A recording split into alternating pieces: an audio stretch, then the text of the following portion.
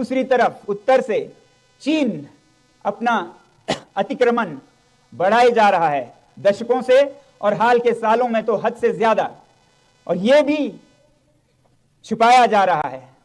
एक तरफ इतनी पीड़ा इन चरवाहे समुदायों को, और उसके बाद वो आह भी ना कर पाए।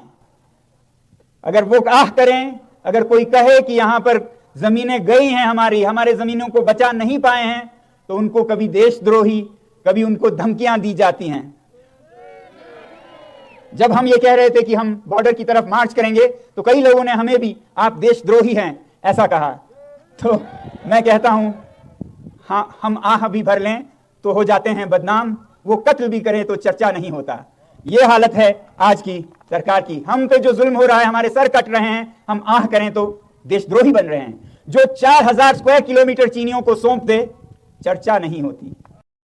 नमस्कार, क्या आपको पता है कि पिछले कई दिनों से लद्दाख के अंदर विरोध प्रदर्शन एवं आंदोलन किए जा रहे हैं, लेकिन हैरानी की बात तो यह है कि कोई भी न्यूज़ चैनल इस खबर को नहीं दिखा रहे हैं।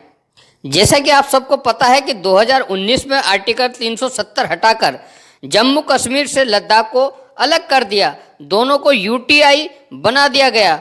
शुरुआत में तो बहुत उम्मीदें थी, लेकिन अब लद्दाख में अपनी मांगों को लेकर -10 डिग्री में भी इस बर्फीली कड़ाके की ठंड में लोग सड़कों पर उतर आए हैं। लद्दाख की मांग है कि उन्हें पूर्ण राज्य का दर्जा दिया जाए, या फिर जम्मू कश्मीर की तरह विधानसभा हो ताकि वह अपनी सरकार को चुन सके।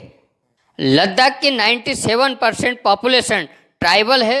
शेड्यूल 06 के तहत उन्हें ट्राइबल स्टेटस दिया जाए ताकि वह अपने लैंड और कल्चर के लिए लॉ बना सके। तीसरी मांग उनकी लोकसभा की जॉब सिक्योरिटी के लिए एक पब्लिक सर्विस कमीशन बनाया जाए, जैसे कि जम्मू कश्मीर में पीएससी, बीपीएससी है। सेंट्रल लेवल्स पर 2 एमपीज हो। लद्दाख के पास लोकसभा में 1 सीट है और विधानसभा में 1 भी सीट नहीं है।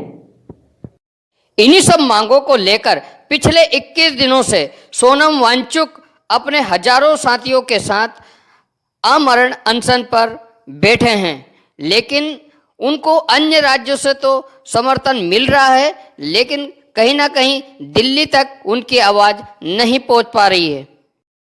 -10 डिग्री सेल्सियस में भी 25,000 से अधिक लोग सोनम वांगचुक को इस आंदोलन में उनको समर्थन देने रोज आते हैं।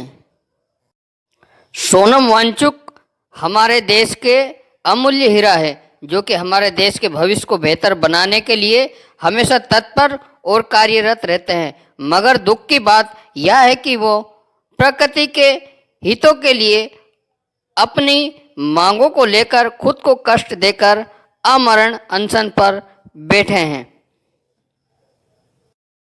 आप अभी तक यही सोच रहे होंगे कि आखिरकार सोनम वांगचुक कौन है। सोनम वांगचुक वही व्यक्ति हैं जिनकी जीवनी को लेकर 3 इडियट पिक्चर भी बनाई गई थी, जिसमें आमिर खान ने सोनम वांगचुक का रोल प्ले किया था।